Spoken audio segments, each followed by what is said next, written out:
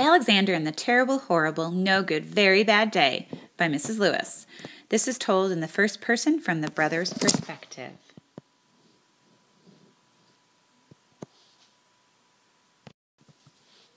My brother Alexander likes to complain about a lot of things. I mean, really, we all have bad days.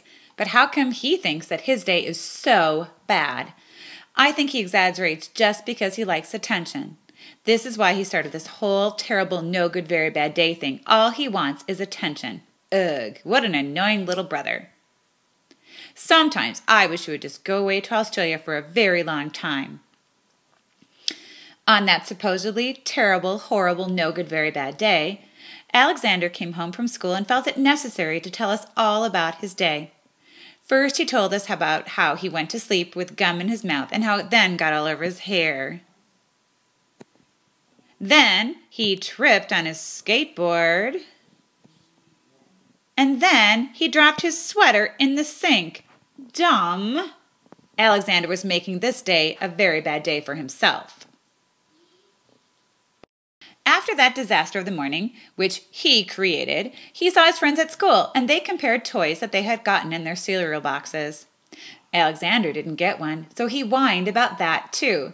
Seriously, it's not like you were going to get a toy in your cereal box every day, so why get upset about it?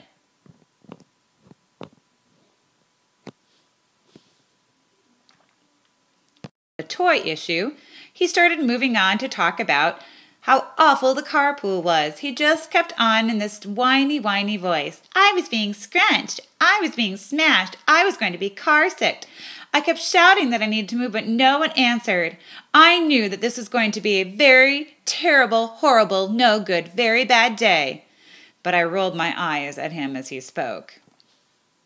Seriously, Alexander, you're being a drama queen, I retorted back at him. You have no idea. I wish I could move to Australia. Then you would be sorry, Alexander exclaimed, totally serious. He went on to tell me more about his day, as if I cared. You know what was the worst?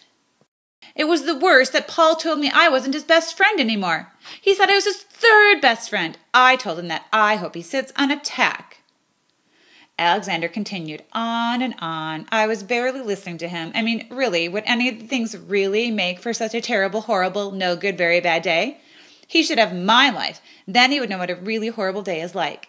I mean, he complained about kissing, lima beans, and Rillo pajamas.